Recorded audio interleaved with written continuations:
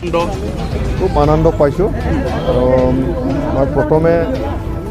এই আনন্দৰ বিহাইণ্ডত আছে আমাৰ মাননীয় মুখ্যমন্ত্ৰী ডক্টৰ হিমন্ত বিশ্ব শৰ্মা ডাঙৰীয়া তেখেতৰ সবল নেতৃত্বত আজি অসমৰ পৰা দুটা ৰাজ্যসভাৰ চিট আমি পাবলৈ সক্ষম হৈছোঁ আৰু মই প্ৰথমে তেখেতক আন্তৰিক অভিনন্দন মই জনাইছোঁ আৰু আমাৰ UPPLৰ সভাপতি আমাৰ BTR চিফ তেখেত কমল বড়ো ডাঙৰীয়া তেখেতক মই ধন্যবাদ জনাইছোঁ ৰাজ্যসভাৰ মোক এটা দায়িত্ব দিয়াৰ কাৰণে আমাৰ ভাৰতীয় জনতা পাৰ্টীৰ ৰাজ্যিক সভাপতি ভৱেশ কলিতা ডাঙৰীয়া AGPৰ সভাপতি অতুল বৰা ডাঙৰীয়া সময়কে আমাৰ মিত্ৰ দলৰ যিমান আমাৰ নেতৃবৃন্দসকল আছে তেওঁলোকক মই ধন্যবাদ জনাইছোঁ বিশেষকৈ আমাৰ যিসকল MLA আমাক ভোট কৰি পেলাই ভোট দি পেলাই আমাক জিকাই দিলে তেওঁলোকক আন্তৰিক অভিনন্দন মই জনাইছোঁ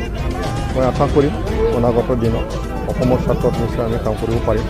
সকলৰ আশীৰ্বাদ লৈ পেলাই সকলৰ লগত আলোচনা কৰি পেলাই আমি কাম কৰিম আমাৰ মুখ্যমন্ত্ৰী মহোদয় যেনেকৈ বিচাৰিছে যে অসমৰ পৰা ৰিভলিউশ্যন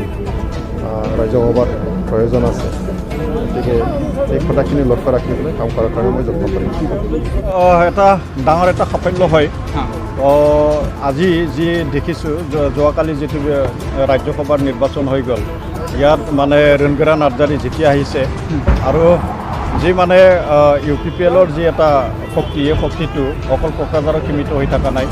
মানে দিছপুৰতো হ'ল এতিয়া দিল্লীলৈকে মানে শক্তিটো মানে বাঢ়িছে তো আশা কৰিছোঁ যে ইয়াত যিখিনি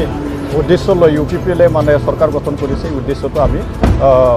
পূৰণ কৰিব পাৰিম